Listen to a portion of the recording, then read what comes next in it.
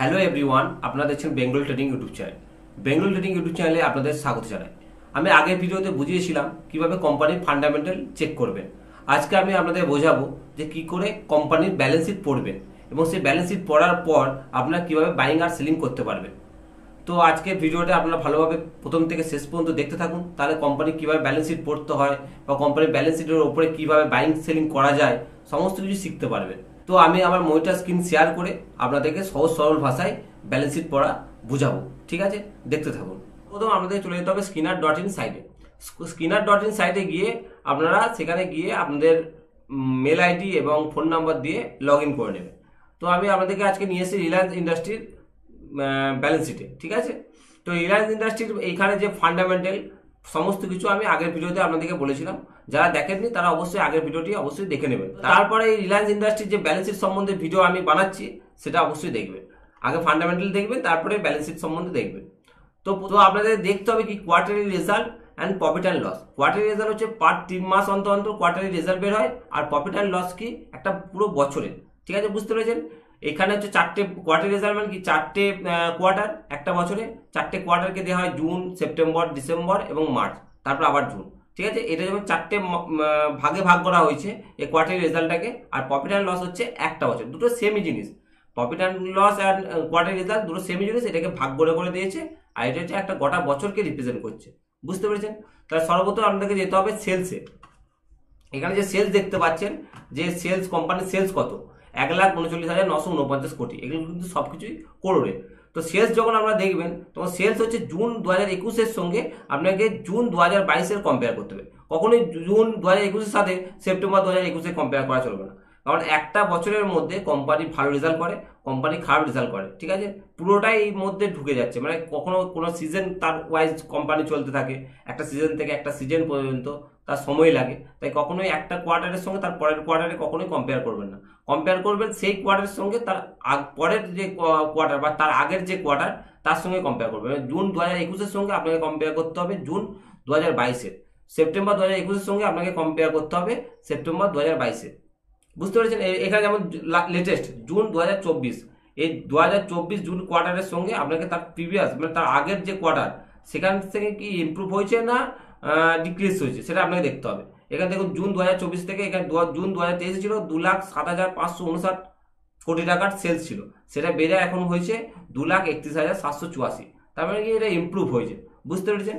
আর expense হচ্ছে যে কোম্পানির, এই কোম্পানির যে ভিতরের সমস্ত খরচা, এই কোম্পানির সেলস যে সেলস এসছে সেলসের পেছনে যে যত টাকা তার খরচা হয়েছে, ধরুন সেলস এসছে 1,39,949 কোটি টাকা, তার পেছনে তার খরচা হয়েছে 1,16,618 কোটি টাকা।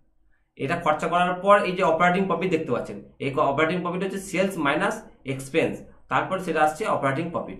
আর ওপিএম মানে হচ্ছে অপারেটিং প্রফিট মার্জিন, মানে এই লাভ মানে সেলসের উপরে কত পার্সেন্ট টাকা সে লাভ করেছে, সেটা হচ্ছে 17% টাকা সে লাভ করেছে। বুঝতে পেরেছেন? তো এরপর হচ্ছে আপনাদের আদার ইনকাম। আদার ইনকাম হলো যে ইনকাম এই মেন কোম্পানি মানে রিলায়েন্স ইন্ডাস্ট্রির যে মেন কোম্পানি তার থেকে যেটা আলাদা, মানে মেন কোম্পানির কিন্তু রোজগার নয়, মেন কোম্পানির ইনকাম নয়, তার থেকে যেটা আলাদা সেটা হচ্ছে আদার ইনকাম। সেখান থেকে বন্ডের থেকে আসতে পারে, বা ধরুন কোনো একটা প্রোডাক্ট বানিয়েছে, ধরুন বিল্ডিং বানিয়েছেন, তার 2তলাটা সে ফাঁকা আছে বা 3তলাটা তার ফাঁকা আছে, সেই জায়গাটা ভাড়া দিয়ে দিচ্ছে, সেখান থেকে রেন্ট আসছে, সেটাও এই আদার ইনকামের মধ্যে অ্যাড হতে পারে। ঠিক আছে, বুঝতে পেরেছেন? এরপরে যে ইন্টারেস্ট হচ্ছে যে এই যে লোন নিয়েছে, যে লোনের যে টাকা, যে পরিমাণ টাকা সে রিপে করছে। বুঝতে পেরেছেন? যে পরিমাণে ওর লোন নেওয়া আছে, ধরুন এখানে এসে দেখতে পাবেন, আপনারা দেখতে পাবেন এই যে বোরিংস নেওয়া আছে, এই 1,07,219 কোটি টাকা, এই টাকার সে পরিমাণ সে ইন্টারেস্ট দিচ্ছে মানে কি সে লোন রিপে করছে। বুঝতে পেরেছেন?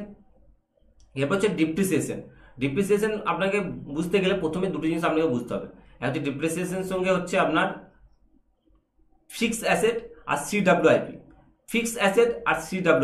ফিক্সড অ্যাসেট হলো কি, যেগুলো আপনারা খরচা করে দিয়েছে, কথা ভালো করে বুঝুন, যেগুলো খরচা করে দিয়েছে, যেমন কোম্পানি চালানোর জন্য আপনাকে ধরুন কোম্পানি 4টে কার কিনতে হবে, তো 4টে কার কেনার জন্য তাকে তো কোম্পানিকে আগে থেকে পে করে দিতে হবে কারগুলো নেওয়ার জন্য, তা আগে থেকে সে কোম্পানি গাড়ি কেনার জন্য টাকা আগে থেকে দিয়ে দিয়েছে। বুঝতে পেরেছেন? বা কোনো একটা বিল্ডিং করতে হবে, তার জন্য সে ধরুন 50 কোটি টাকার অ্যালটমেন্ট করেছে। বুঝতে পারছেন? সে 50 কোটি টাকা যে অ্যালটমেন্ট করেছে সেই বিল্ডিংটা যতদিন না সে শেষ করছে ততদিন পর্যন্ত সেটা ফিক্সড অ্যাসেটে যাবে না, সেটা ততক্ষণ পর্যন্ত সিডাব্লিউআইপি, এই যে সিডাব্লিউআইপিতে থাকবে। এই সিডাব্লিউআইপি যখন সেটা ফিনিশ হয়ে যাবে, ধরুন 50 কোটি টাকার মধ্যে 20 কোটি টাকা আজকে খরচ হয়েছে, সেটা তো একসঙ্গে 50 কোটি টাকা খরচ হয়ে যাবে না যখন বিল্ডিং করবে। ধরুন আজকে 50 কোটি টাকা 20 কোটি টাকা খরচ হয়েছে, তারপর আরো 10 কোটি টাকা খরচ হয়েছে, এভাবে যখন খরচা হতে থাকছে, খরচা হয়ে যখন পুরো ফিনিশিং হয়ে যাবে, যখন পুরো টাকাটাই ফিনিশিং হয়ে যাবে এবং আপনার বিল্ডিংটা তৈরি হয়ে গেছে, তখন এই যে ফিক্সড সিডাব্লিউআইপির টাকা সেটা তখন ফিক্সড অ্যাসেটে চলে যাবে। বুঝতে পেরেছেন? এরপর এই ফিক্সড অ্যাসেটের যে টাকাটা, এই যে 7,79,985 কোটি টাকা, এর একটা মার্জিন, সেটা হচ্ছে এই ডিপ্রিসিয়েশন। এই ডিপ্রিসিয়েশন এখানে চলে যাবে। বুঝতে পেরেছেন? এর অ্যাসেট এটাকে হচ্ছে আপনাদেরকে কোয়ার্টারলি সে ভাগ করে নেয়। মানে ধরুন সে 10 বছরের জন্য এই একটা ফিক্সড অ্যাসেট তার রয়েছে, এই ফিক্সড অ্যাসেটের অ্যামাউন্টটা ধরুন তার 10 বছরের জন্য রয়েছে, সে 10 বছরটাকে প্রত্যেকটা কোয়ার্টারলি ভাগ করে নেবে, যে সেটাকে এই ডিপ্রিসিয়েশন হিসাবে এখানে শো করাবে। বুঝতে পেরেছেন? এরপর হলো প্রফিট বিফোর ট্যাক্স, মানে এইসব করার পর কত টাকা সে প্রফিট বিফোর ট্যাক্স সে করেছে, মানে ট্যাক্সের আওতার আসার আগে সে কত টাকা রোজগার করেছে একটা কোয়ার্টারলি। এই 2013 মার্চে কোয়ার্টারে সে 26,217 কোটি টাকা প্রফিট বিফোর ট্যাক্স করেছে, এবং তারপর হচ্ছে ট্যাক্স 20% সে তারপর ট্যাক্স দিয়েছে। বুঝতে পারছেন? এই প্রফিট বিফোর ট্যাক্সের ওপরে সে 20% ট্যাক্স দিয়েছে, তারপর তার নেট প্রফিট এসছে 20,886। এটা বুঝতে পেরে গেছেন? তো এই ব্যালেন্স শিটে ইকুইটি ক্যাপিটাল, অর্থাৎ এটাকে অনেকে শেয়ার ক্যাপিটালও বলা হয়। তো এখানে 2,936 কোটি টাকা ইনিশিয়াল অ্যামাউন্ট, মানে যখন সে কোম্পানি শুরু করে তখন সে এই 2,936 কোটি টাকা নিয়ে মার্কেটে এসছিল, বা অর্থাৎ কোম্পানি শুরু করেছিল। তারপরে রিজার্ভটা হচ্ছে কি করা দিকে আসছে, ধরুন এই যে 2,936 কোটি টাকা সে নিয়ে ব্যবসা করতে এসেছিল, সেখান থেকে সে নেট প্রফিট করে করে সেই টাকাটাকে অ্যাকুমুলেট করেছে, এক জায়গায় জড়ো করে করে সে রিজার্ভ বেড়ে গেছে। এই রিজার্ভ হচ্ছে 1,79,000 থেকে বেড়ে যাচ্ছে। তো আপনাদের কি বুঝতে হবে, যে যাতে রিজার্ভ সবসময় বেড়ে যায়, তার কোম্পানির কাছে নিজস্ব টাকা সে যেন সবসময় বেড়ে যায়। দেখুন 1,79,000, 1,95,000 থেকে বেড়ে আজকে 7,86,715 পৌঁছেছে। এবং আপনাকে বোরিংস মানে হচ্ছে ধার, তার ধার যেন কম থাকে, 1,07,000 থেকে 1,38,000, 1,68,000 থেকে আরম্ভ করে 2,17,000, 2,39,000, 3,07,000।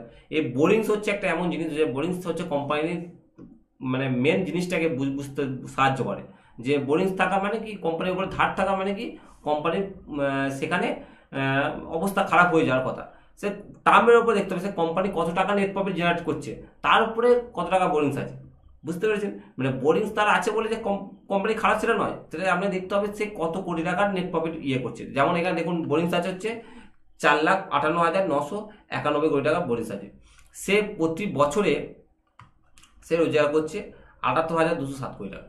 তাহলে এটা পে করতে কত বছর সময় লাগবে তার বলুন না, তার কত বছর সময় লাগবে? এবং তার উপরে তো আর দেখুন তার রিজার্ভে কত টাকা আছে, 7,86,715 কোটি টাকা তার রিজার্ভে রয়েছে, এবং তার সেখানে বোনিস হচ্ছে 4,58,000 টাকা। তার তো রিজার্ভের থেকেও কম টাকা তার বোনিস আছে। তার মানে এই টার্মে তার বোনিসটা এটা কিছু ব্যাপারই নয়। বুঝতে পারছেন? এরপর আসতে হবে আদার লাইবিলিটি।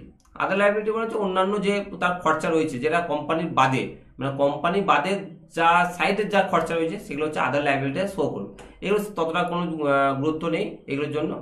ফিক্সড অ্যাসেট আমি আপনাকে একটু আগে বুঝালাম, সিডাব্লিউপি আপনাদের বুঝালাম, যেটা আপনাদের আন্ডার কনস্ট্রাকশনে রয়েছে, মানে যেটা এখন কাজের প্রক্রিয়া চলছে, যখন তার কাজ ফুলফিল হয়ে যাবে সেটা অটোমেটিক ফিক্সড অ্যাসেটে অ্যাড হয়ে যাবে। ইনভেস্টমেন্ট হচ্ছে কোনো কোম্পানি, ধরুন কোনো কোম্পানি কোনো বন্ড কিনে রেখেছে, সেই বন্ড ধরুন 8% ইন্টারেস্টে সে বন্ড কিনে রেখেছে। বুঝতে পারছেন? 8% ইন্টারেস্টে যদি সে ধরুন একটা কোম্পানি 10 করোড়ের বন্ড কিনে রেখেছে, সে 8% যদি সেখান থেকে পায়। বুঝতে পারছেন? এরপর হচ্ছে আদার অ্যাসেট, মানে অন্যান্য কি অ্যাসেট রয়েছে। এই অন্যান্য অ্যাসেটের মধ্যে, আদার অ্যাসেটের মধ্যে হচ্ছে যে তার ধরুন কোনো একটা ল্যান্ড কিনা আছে ধরুন, বা কোনো একটা কোম্পানি মেশিনারি কিনা আছে, যেগুলো হচ্ছে অ্যাসেট, তার নিজস্ব অ্যাসেটের মধ্যে পড়ছে। বুঝতে পারছেন? তার নিজস্ব অ্যাসেট কি আছে, সে কোনো ল্যান্ড তার ধরুন 10 বিঘা, 15 বিঘা, 100 বিঘার মতো তার ল্যান্ড কিনা আছে, সেটা এই আদার অ্যাসেটে অ্যাড হয়। এতটা জরুরি কিছু নয় এগুলো, যেগুলো আপনাদের শিখালাম। এগুলো হচ্ছে মেন হচ্ছে বোরিংস, আপনাকে দেখতে হবে যাতে বোরিংস কমে, রিজার্ভ হচ্ছে বাড়তে হবে, এবং ফিক্সড অ্যাসেট বা সিডাব্লিউআইপি, এই সিডাব্লিউআইপি খুব ইম্পর্টেন্ট। যখন দেখবেন আপনার সিডাব্লিউআইপি খুব বাড়ছে, তার মানে কি কোম্পানির সিডাব্লিউআইপি বাড়া মানে কি নতুন নতুন কোম্পানির কোনো প্ল্যান তৈরি হচ্ছে বা মেশিনারি কেনার জন্য সে খরচা করছে, তখন কি হবে, সেটা ফিক্সড অ্যাসেটে অ্যাড হয়ে হবে এবং এই সিডাব্লিউআইপি বাড়ার সঙ্গে সঙ্গে কি তার প্রোডাকশন বাড়তে হবে। সে যদি 10টা প্রোডাকশন করে সেটা 15টা প্রোডাকশন হবে, আর সেলস বাড়লেই তো তখন নেট প্রফিট বাড়বে, তাই না? তাহলে কোম্পানির পক্ষে ভালো হচ্ছে সিডাব্লিউআইপি যত বেশি বেশি এখানে দেখাবে তত হচ্ছে আপনাদের ভালো, কোম্পানির পক্ষে ভালো। বুঝতে পেরেছেন? তো এরপর আসছে ক্যাশ ফ্লো। এই ক্যাশ ফ্লো সম্বন্ধে অত বোঝার কিছু দরকার নেই, স্টক মার্কেটে ক্যাশ ফ্লোর কোনো রকম কোনো দরকার পড়বে না। তার জন্য আপনি আমাদের বোর্ডিংস থেকে আরম্ভ করে, রিজার্ভ থেকে আরম্ভ করে, ফিক্স আছে, সিডাব্লিউআইপি সমস্ত কিছু আমি আপনাদের বুঝিয়েছি। রেশিও কোনো দরকার পড়বে না। এরপর আসে যাক শেয়ার হোল্ডিং প্যাটার্ন। এই প্রোমোটার্স, এফআই, ডিআই, গভর্নমেন্ট এবং পাবলিক। প্রোমোটার্স হচ্ছে কোম্পানির যে মালিক।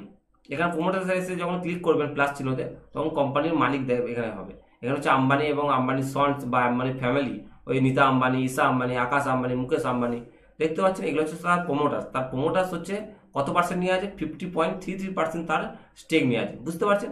এফআইআই মানে ফরেন ইনস্টিটিউশন যেগুলো আছে, ফরেনের যে লোকেরা যারা ইনভেস্ট করে ভারতের স্টক মার্কেটে, সেটা। ডিআই হচ্ছে আমাদের ডোমেস্টিক ইনস্টিটিউশন, মানে হচ্ছে যারা ধরুন মিউচুয়াল ফান্ড থেকে আরম্ভ করে যে কোম্পানিগুলো আছে, তারা এখানে যারা ভারতের স্টকে টাকা ইনভেস্ট করে। গভর্নমেন্ট হচ্ছে ভারত সরকারের এবং পাবলিক হচ্ছে রিটেল পাবলিক। এখানে আমাদের দেখতে হবে strong hand and weak hand. Strong hand আর উইক হ্যান্ড, যদি প্রোমোটার্স ধরুন এখানে 50% জায়গায় 10% থাকে, ঠিক আছে, কিন্তু এফআই, ডিআই এবং গভর্নমেন্ট মিলিয়ে ধরুন এখানে রয়েছে 70%। এই তিনটে মিলিয়ে ধরুন রয়েছে 70%, আর বাকি রয়েছে পাবলিকের কাছে 30%। কথা বুঝতে পারছেন? তাহলে মোটামুটি এখানে আপনাকে দেখতে হবে সবসময় পাবলিকের কাছে যেন 30%-এর নিচে থাকে, যেন স্ট্রং হ্যান্ডে সবসময় 70% থাকে। বুঝতে পারছেন? সো স্ট্রং হ্যান্ডের মধ্যে কোথায় কি দেখবেন? প্রোমোটার্স, এফআই, ডিআই, পাবলিকে গিয়ে এইচএনআই, মানে যারা হেভি ভলিউমে বাইং করে। হেভি ভলিউম মানে 1% ওপরে যারা বাইং করেন। এখানে দেখুন পাবলিকে কোনো 1% ওপরে বাইং করা কোনো এইচএনআই নাই। তাহলে হচ্ছে এইচএনআই, এফআইআই, ডিআইআই এবং প্রোমোটার, এইগুলোকে যখন অ্যাড করে যখন দেখবেন 70% হচ্ছে, তখন জানবেন এটা স্ট্রং হ্যান্ডের কাছে আছে।